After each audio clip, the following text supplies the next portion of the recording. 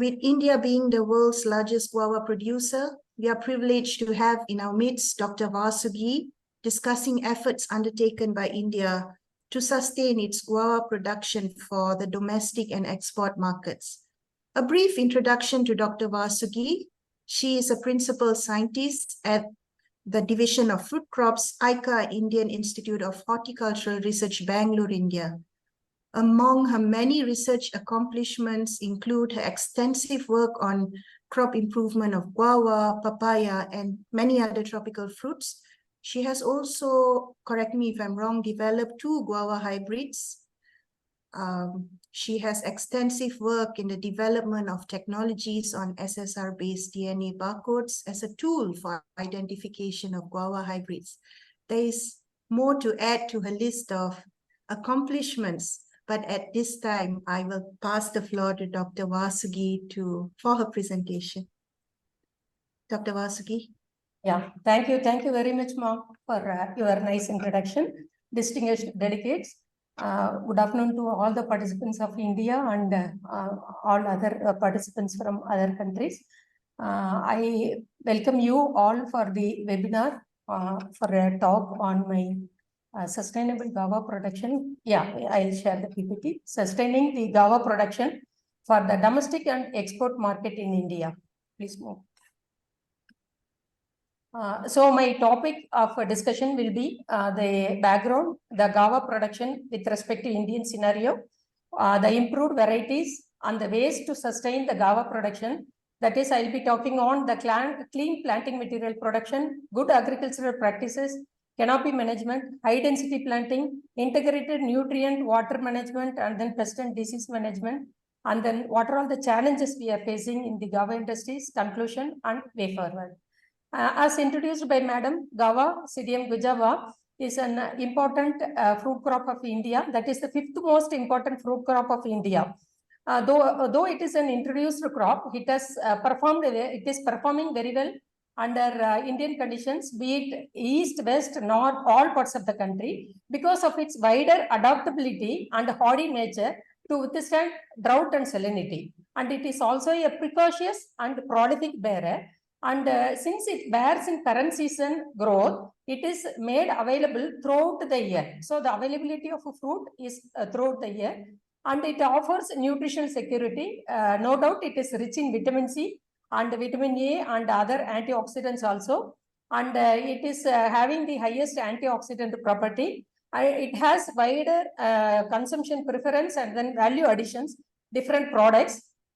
So because of this, the crop is gaining importance, and the major problem what we are facing is guava wilt and nematode, and how we have to tackle, and then what are all the management practices to get sustain the guava yield, I will be discussing now.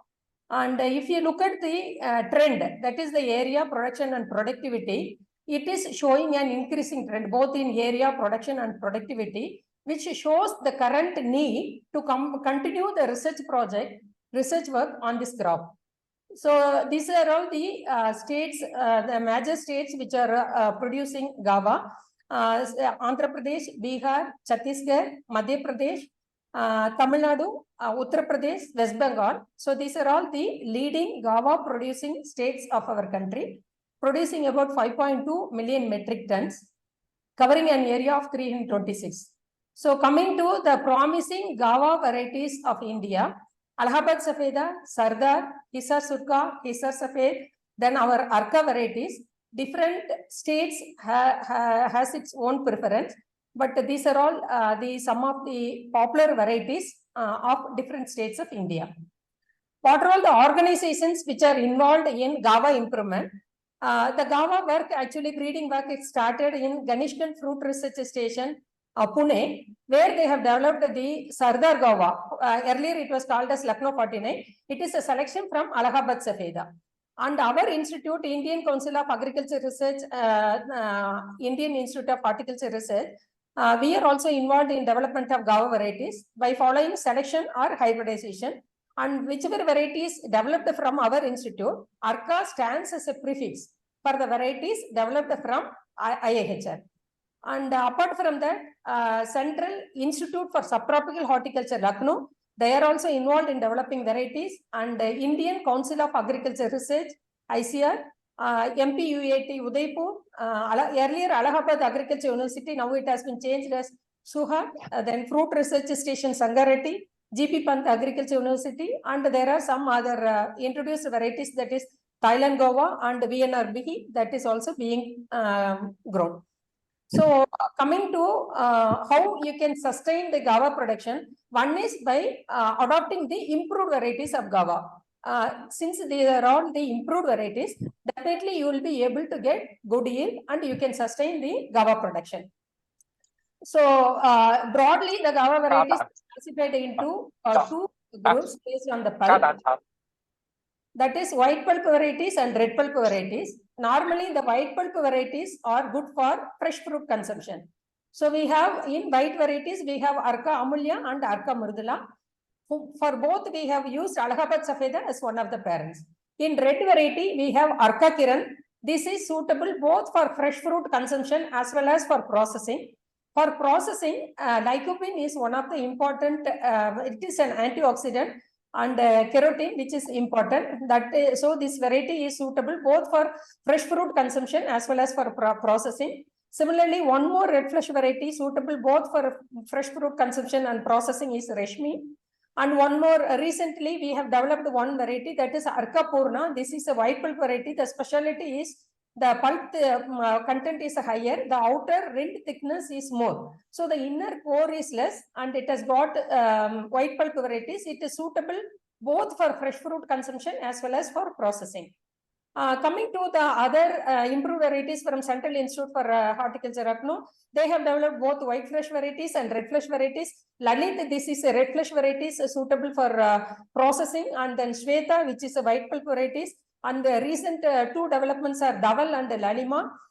If you just see the variety Lalima, it has got attractive apple color. So this is gaining importance in the North Indian. And here G into E interaction is there. If there is cooler months, guavas produced during the winter months will have the color development. This is also having higher market preference there. Move on to the varieties developed from IARI. They have developed earlier one variety, that is Pusa Shrijan.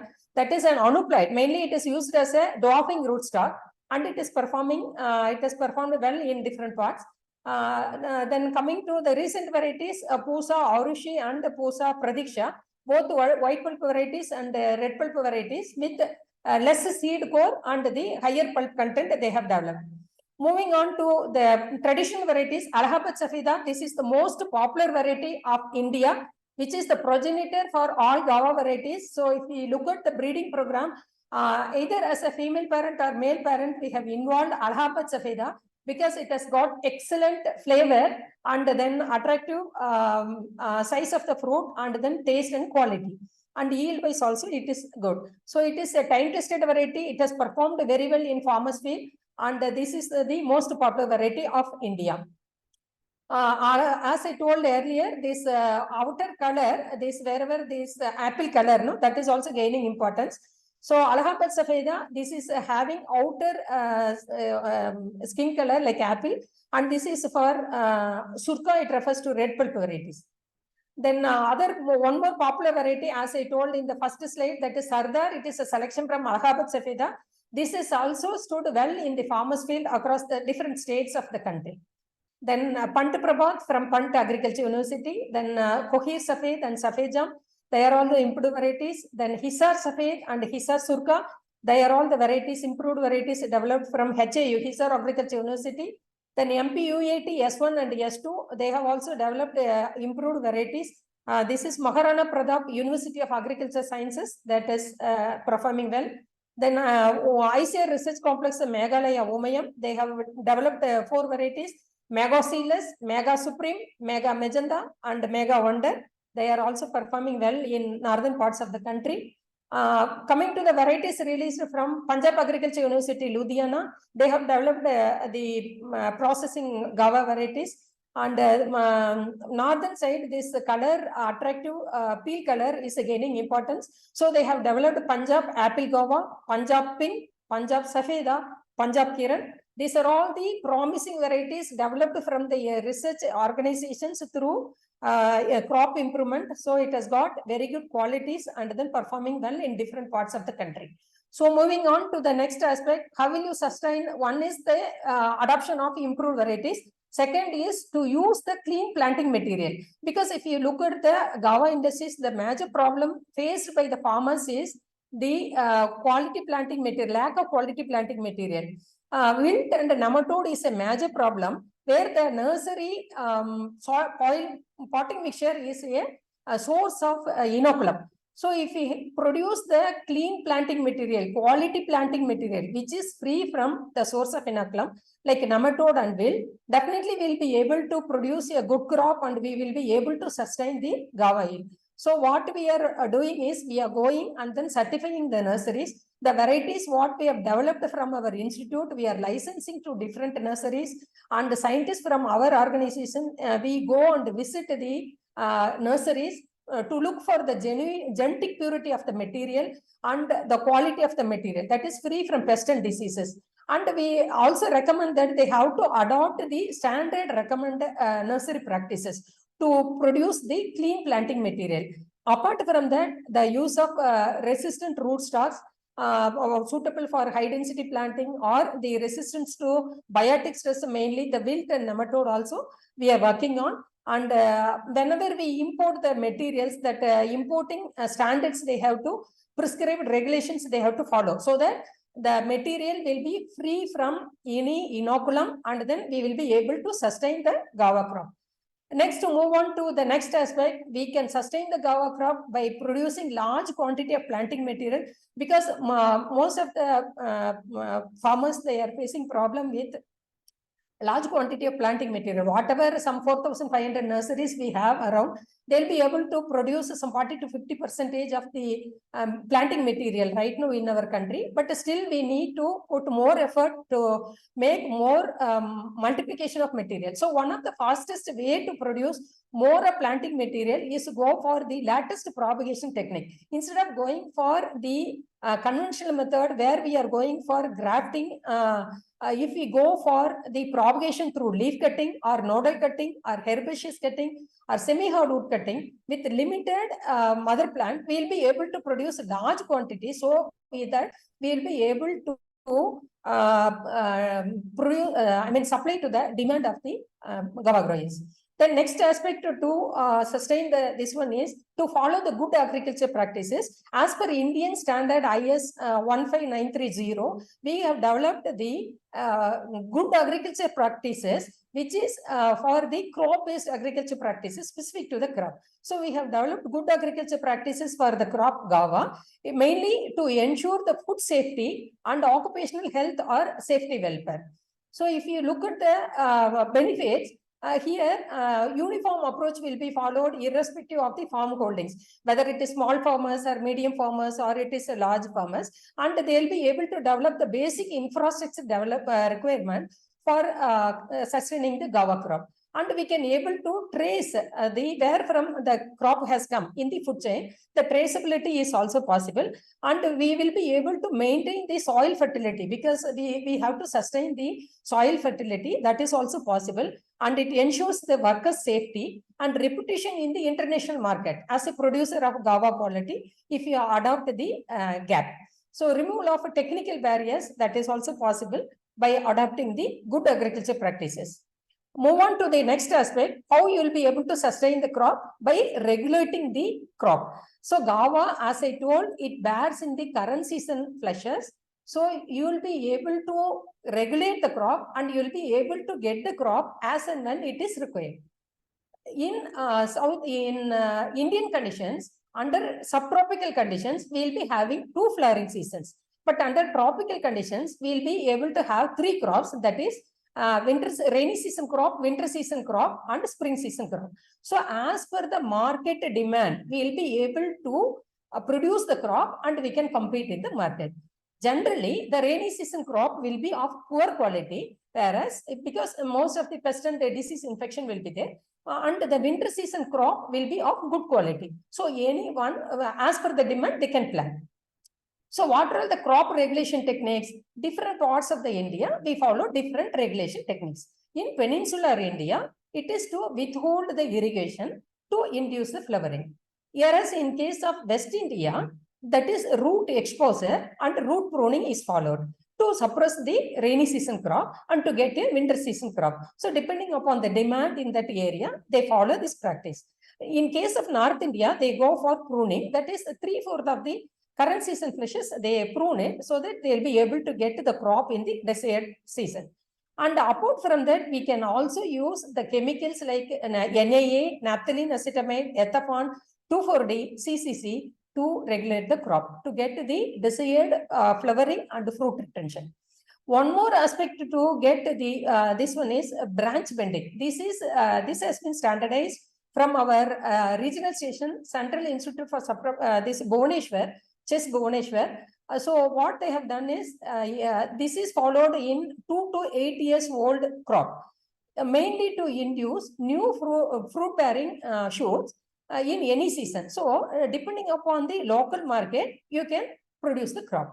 Here, the main aspect is the whatever auxins, it gets accumulated in the tip, it gets diluted. Because of the dilution of auxin effect, see more the dormant buds, the lateral dormant buds, it gets activated and you will be able to get the flowering and fruiting. That is maintaining the higher CN ratio. So this is possible at a wider spacing only, 5 meter by 5 meter, because I will be showing the photograph. See, this is the bending of shoots where you can bend the shoots and then the fruit set, it happens. New shoots, once you bend the shoots, the dormant buds, it gets activated and then flowering and fruiting will take place and then you will be able to get good crop. So after shoot bending, you will be getting a good crop. Here, this is the way the bending of branches will be done. You have to tie it and once it gets activated, you have to untie it. And so if you see, the more of lateral shoots will be produced and profuse flowering and you will be able to get more yield. So next aspect, how will you sustain if you have the older orchards where you are not able to get the desired crop, you go for rejuvenation of the old orchard. So this is hard pruning, where you do the hard pruning and whatever dormant buds in the way which gets activated, so you will be able to get the crop. So this is the way, once you do pruning, you will get vegetative growth and again you have to thin the excess vegetative growth, allow only the desired number of shoots to get the good crop. Next aspect, how will you increase the productivity? Instead of going for the conventional method of spacing, you reduce the spacing so that adopting the high density or ultra high density, that is nothing but the meadow orchard, you will be able to get highest, that productivity increase will be there. So here, the main concept is you are planting at a closer spacing in order to obtain good quality fruits and a higher production. And here you have to maintain the tree in a lower height. That is, you have to follow the suitable tree to maintain the crop under lower canopy. This was developed by our sister institute, Central Institute for Subtropical Horticulture, Lucknow. And here we will be able to get better light distribution. So more the light penetration, more photosynthetic activity. So productivity. Here, the plants are planted at a spacing of 2 meter by 1 meter. Main thing what we have to follow is regular edging at the initial stage. So initial training is required and it has to be maintained. The tree canopy has to be maintained. Compared to the conventional spacing where we are going for wider spacing, if you go for the meadow orchard, definitely you will be able to get the higher yield because, and it is easy also to maintain the better canopy. If you just look at the planting densities, either you can go for 3 meter by 1.5 meter, where you can accommodate 2,222 plants per hectare, or 3 meter by 3 meter, you will be able to accommodate 1,111 plants per hectare. If it is 6 meter by 3 meter, you will be able to get 555 plants per hectare. Instead of going for the conventional method where 5 meter by 5 meter, 400 plants per hectare, here you are increasing the number of plants per unit area so that you will be able to increase the yield per unit area. If it is close spacing, which is nothing but meadow orcharding, still you will have more plant population per unit area. So these are all the yield parameters which they have recorded under different densities. Definitely there is an improvement in yield if you go for close spacing. In this, what we have to follow is the canopy management is very, very important, because if you are not able to maintain the canopy, it grows very tall and difficult to get it. I will explain these canopy management practices in the coming slides with photographs. So yeah, pruning is very, very important because it is done thrice in a year. We have to maintain it in a meadow. The canopy height, it should not exceed more than 1 meter, so that you will be able to achieve the desired plant height and keep remains dwarf, and you will be able to do the better intercultural operations. Harvesting, usually it is done in January to February or May, June, depending upon the requirement. And here, this is the meadow orchard. This is the way how the meadow orchard looks. This is 5,000 plants per hectare, planted at a spacing of 2 meter by 1 meter. Definitely there is an improvement in yield compared to the wider spacing. This is the field view of the meadow orchard, how it looks. Here, this is the field view of meadow orchard after pruning. What we have to follow is we have to maintain the main trunk. This is the single trunk we have to maintain. If it is more spacing, the height of the single trunk will be more. If it is close spacing, say for example, meadow orchard, where 2 meter by 1 meter, that main trunk height will be only 30 to 40 centimeter height. If it is more spacing, the main trunk height also will be increased. That is the only difference. But again, it is a open center system of training where we have to allow the wide angled branches east, west, north, south, so that it can withstand the crop load. Uniform distribution of crop load will be there. So this is the way how it looks. So once we detop it, shoots will come. We have to allow 3 or 4 shoots in each direction. Once that shoots grow for 30 to, you have to prune it back, retaining 30 to 40 centimeter. From the prune shoot, again new shoots will come. That you have to allow for 3 to 4 months to grow. Again, you have to prune back. So once you develop this canopy, then you can allow for fruiting like this.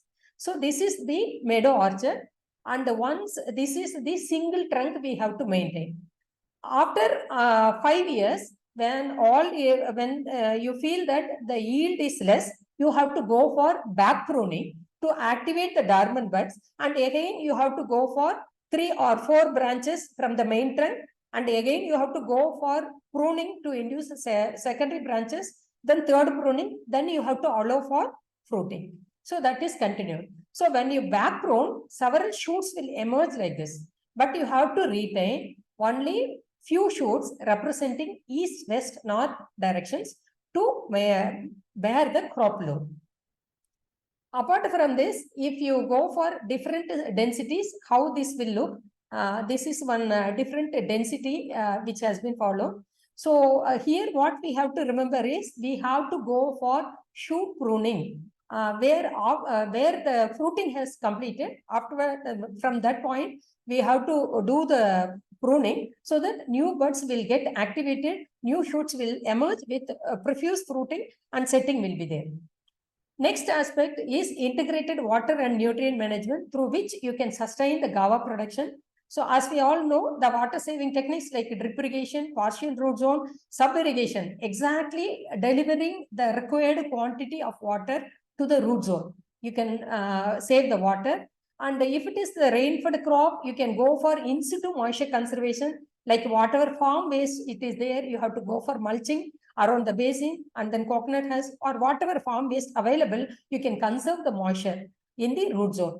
And application of fertilizers through fertigations, 75 to 80% you can recommend fertilizers through NNK, through water soluble fertilizers, which can save 20 to 25% of nitrogen and potash fertilizers. One thing what we have to remember is Guava is a heavy nutrient requirement crop. If you are not providing the sufficient nutrients, it varies with the locations. Say, for example, Bengaluru, 900, 600 grams of NPK per tree per year is recommended, which will be applied in split doses. So, as per the requirement of the local conditions, the required nutrient has to be applied to get the sustainable yield. A lot of micronutrient deficiencies will be facing in Guava. So we need to take care. Boron deficiency is one of the major problem. At the time of planting itself, 25 grams of boron as a basal application of soil application, it has to be applied. And micronutrients, since they are required in small quantities, it has to be sprayed at the time of active growth phases, that is the fruit setting stage, and so that absorption will be better. So again, moving on to the integrated nutrient management, Guava responds very well to both organic and inorganic fertilizers. When we go for applications of organic fertilizers, that is farmyard manure, it has to be enriched with the microbial inoculum. We have developed several formulations, and ARCA stands as a prefix, as I told, for the varieties or technologies developed from our institute. So ARCA Microbial Consortium and other consortium, other micronutrients, whatever it is developed, it is available. It can be enriched with the farmyard manure. It can be applied as a basal application so that the required nutrients will be delivered to the plants. Then green manure crops and cover crops like a sun hemp and green gram, velvet gram can be grown.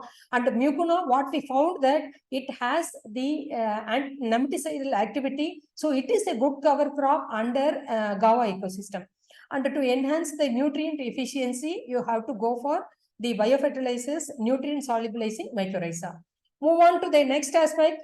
Whenever we go for crop, we need to take care of the pest and disease management.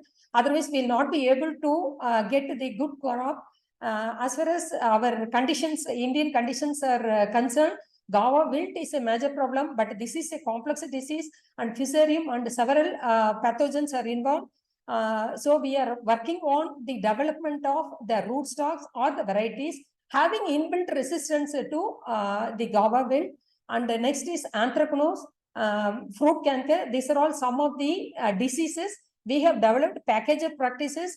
We have given the recommended dose. By following the recommended package of practices, we will be able to produce the quality fruits. If you look at the pest, tea mosquito bug, Helopeltis antony, which is a major pest, and the stage of the spray is very, very important. We have to give at the time of fruit setting the required chemical to control this. Otherwise, the entire crop will be waste because it is not giving good appeal. Market preference is not there, and it will be rejected. One more pest is fruit fly. Both Guava fruit fly and mango fruit fly, it attacks the Guava. We have developed a traps, integrated approach, integrated fruit fly management. We have to follow to control the crop from the fruit fly infestation. Root knot nematode, this Malidogeny species, Malidogeny incognita, as well as Malidogeny enterolobi. This is a major problem. We are working on this, developing rootstocks, and it is in the evaluation, and hope we will be able to come out with the varieties or the rootstocks resistant to nematode and wilt. Moving on to other aspect, we need to give support to the marginal and small farmers, including the farm wing. Then we will be able to sustain the Guava crop. And the knowledge-based centers, because whenever the farmers, they are requiring, we should be able to increase more of knowledge-based centers and human resource development, so that we'll be able to sustain the Guava yield.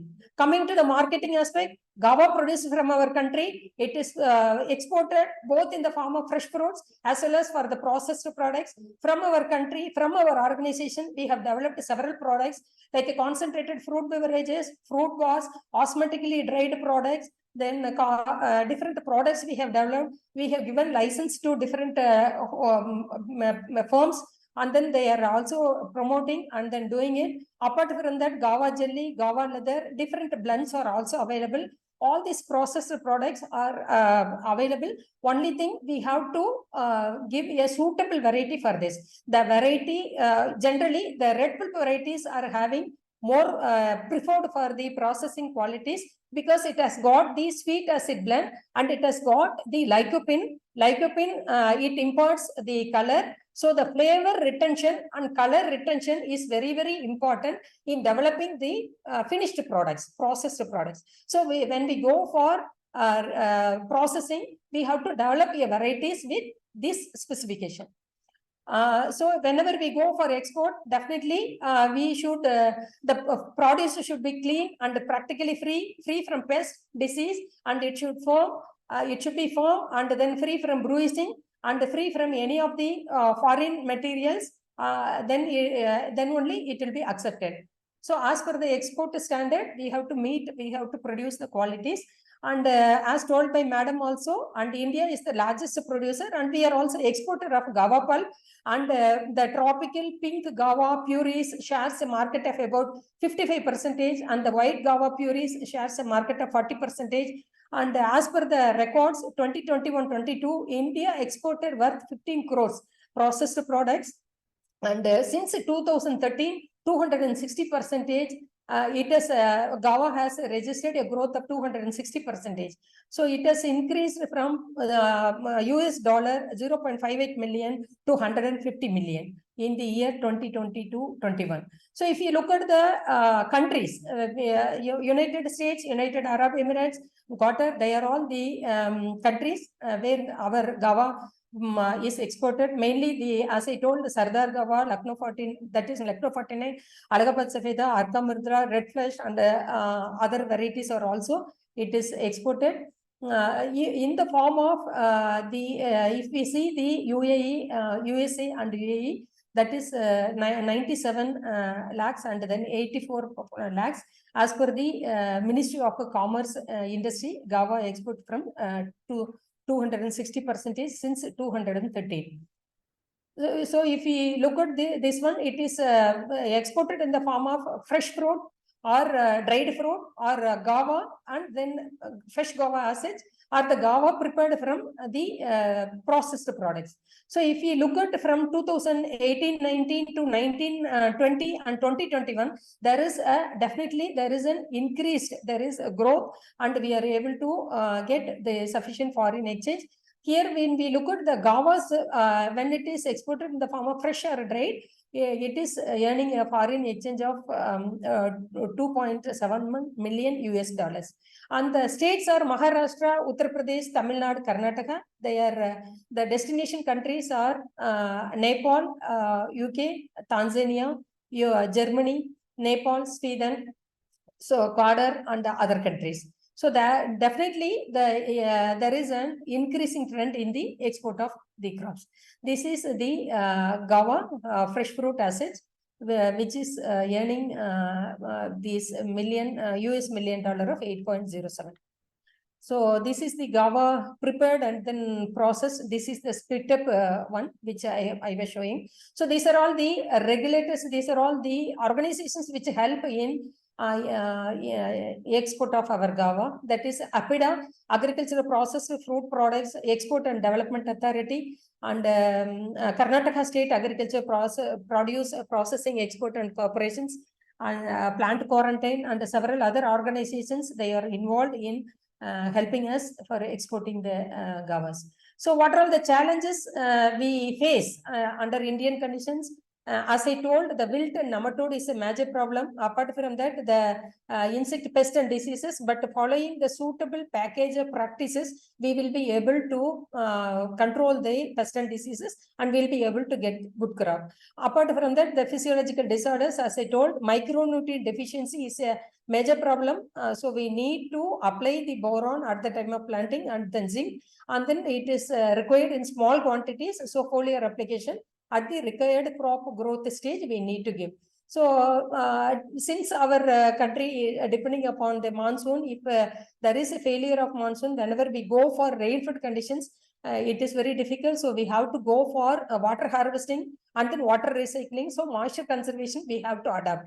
and poor orchard management, for which we have to give important training, so that they'll be able to maintain the orchard in good conditions. They'll be able to sustain the crop, and many times farmers are facing inadequate availability of agricultural inputs.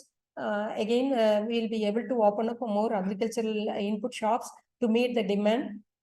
Small and fragmented land holdings. In spite of that, there are Guava growers, small, medium, and large farmers. Because of small and fragmented, we will not be able to adopt the precision farming or mechanization where it requires a larger area. Then market glut and price instability, that is also one of the problem which are faced by this thing. What we have to do is, since the crop is amenable for pruning, we can regulate the crop, and when there is a market demand, we can produce the crop. And the improper harvesting and handling practices, since we need some of the cold storage and other facilities, we need to strengthen further to overcome this. Here the transportation cost also felt by some of the farmers. So if you just see the recent developments, pink guava puree, that is also one of the product which is fetching very high demand, and then there are a lot of produce. The then powdered sticks are there, and chili guava, it is a delicious sarbat, and which is very fresh. And we have to produce the fresh fruit in the consumption form. So to conclude my talk, since guava, bearing nature of guava, it bears in the current season, and which is amenable for pruning, it bears flowers in the leaf axils in the current season growth. Thus, by adopting the good agriculture practices like improved varieties, canopy management, crop regulation, integrated nutrient and water management, and pest management, including the post-harvest management practices, definitely we'll be able to achieve the desired level of productivity under Indian conditions with desired quality. India can emerge as a far bigger producer and exporter if sufficient emphasis is given to resource allocation, infrastructure development, more research and development, technological upgradation, and better policy framework for this crop. So way forward, what are the future plans? As I told, since the wilt and nematode is a major problem, we are concentrating on the development of varieties with multiple traits like resistance to biotic, abiotic, coupled with the improved quality yield. So we should not compromise that. And precision farming, that still it is in the initial stage. We have to develop that technique. And then research and development institution collaborations. So the Guava countries, Guava working countries, we have to link, and then further we have to strengthen, and developing proper marketing strategies. That is also one of our future plan, and strengthening the technology development for value addition, and human resource development and training to the farmers, because they are all the people who are all the growers, and we will be extending the service to them, including the large scale awareness program on quality standards, and developing proper marketing strategies also, cold chains with the pre-cooling, and then transportation, terminal market complexes, wholesale bazaars. That is to improve, that are all the marketing strategies which will be are our future plans. Then farm mechanization and adoption of innovative methodologies. With this, I end my talk. I take this opportunity to thank the organizers for giving me an opportunity share my experiences under the Indian perspective. Thank you.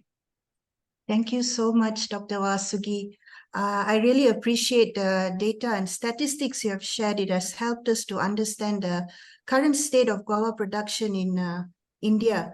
The demand for the fruit is on the rise, and your presentation underscores the importance of sustained production, a component often ignored by many producers and often is a challenge for many to follow.